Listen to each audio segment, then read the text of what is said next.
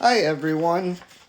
So just to follow up on watching more episodes of Rabel's Places. Yeah, so far that one episode I watched was the best one. The other episodes are kind of weird. Although he did have one episode because he used to be a football safety and Bill Belichick asked Paul Rabel if he wanted to try out for the New England Patriots. He was doing the similarity between football and lacrosse. So I'm going to do my own thing of the sport that I adapted to lacrosse from, which is hockey, ice and roller. And if you see me next to the goalie on the left, that's me from 8th grade when I was on the Valley Forge Colonials back in 1998, 1999. So I'm going to show some pictures and I'm going to explain what's similar and what I found similar from adapting from hockey to lacrosse, and I'll go from there. Okay, this is another photo of me. This is when I played roller hockey at Chester County Sports Arena that's now closed, and I was playing defense. I found that, running backwards, I developed a lot from hockey, and also, running side to side. The thing that's funny, I explained to someone on my team, is that I've been playing on field lacrosse teams for 4 years, and the only time I played box lacrosse was this past winter, and I found that for some reason box lacrosse seemed a bit easier, especially on defense. Like, when one guy got away, there was a guy to cover right next to me. It felt just like playing defense in hockey. Whereas lacrosse, everyone is so spread out. There's 10 people per team.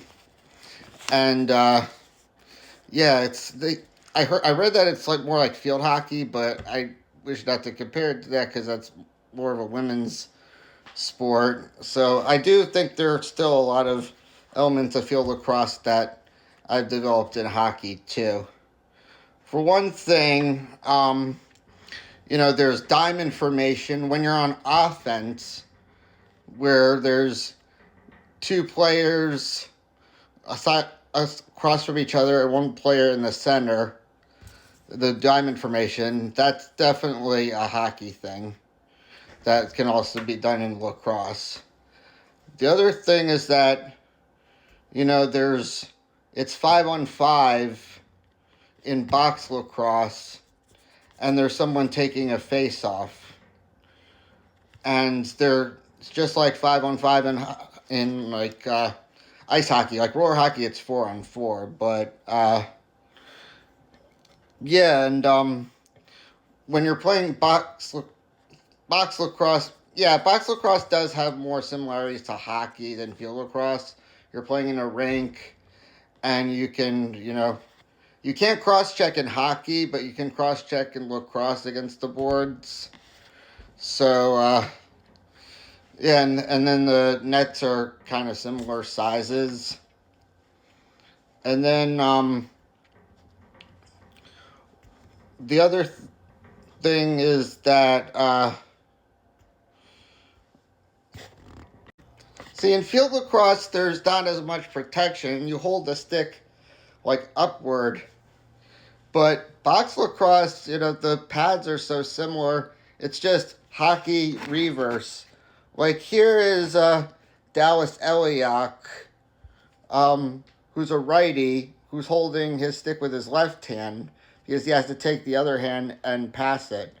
But in hockey, when you're a righty goalie, you hold the stick with your right hand and the glove with your left hand. But I also use Garth Snow because box lacrosse shoulder pads are bigger than hockey shoulder pads.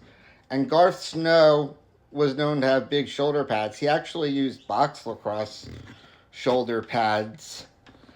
And I don't think they're allowed to do that anymore. So, yeah, there's that. Also in hockey, there's a certain type of strategy for scoring a goal that was developed by someone at University of Michigan. That's like a lacrosse type shot. It's called a Michigan. Many players have done it, including like Trevor Seagrass from the Anaheim Ducks. But I just chose to do one with my favorite female hockey player, Abby Rock. Scored on the Michigan. She's actually Native American, and we know that lacrosse was invented by indigenous people, but I didn't actually see anything about her play that she used to play lacrosse.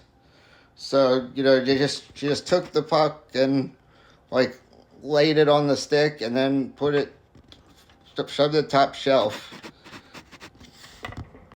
Okay, it's kind of irrelevant. I used Dallas Eliak and Garth Snow for this, but I just wanted to explain. This is also in field lacrosse.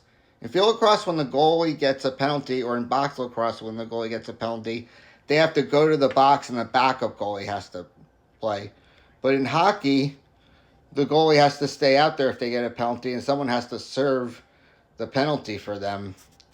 So, yeah, that's... And then also in lacrosse, the penalties are shorter than they are in hockey. Hockey, it's up to 2 minutes. The last thing I wanted to show is just people who played lacrosse or played hockey that done both. Joe Newendike on the top left is a Hall of Fame hockey player who played both lacrosse and hockey for Cornell. That's him playing lacrosse, then that's him on the Toronto Maple Leafs. Paul Coffey was known to play lacrosse, and according to Wayne Gretzky, who also played lacrosse, he said that Paul Coffey would mallet his stick in the same angle as a lacrosse stick. And then there's me, another picture of me playing roller hockey in the same ice hockey photo I already showed. And then there's on the Philadelphia Wings, Mitchell Armstrong, a defenseman who also played hockey. And then Owen Grant, who plays both in the PLL. I think he plays for the Cannons. I could be wrong. He just got traded and as an LSM. And then he also plays for the Vancouver Warriors in the NLL. I read that he played hockey. So yeah, there you go. It's not just football that there's similarities in lacrosse, Paul Rabel. It's also hockey. I'm glad to have quit hockey in December 2021, but I was also glad to play it, and I'm glad that I found lacrosse as my one sport. All right, later.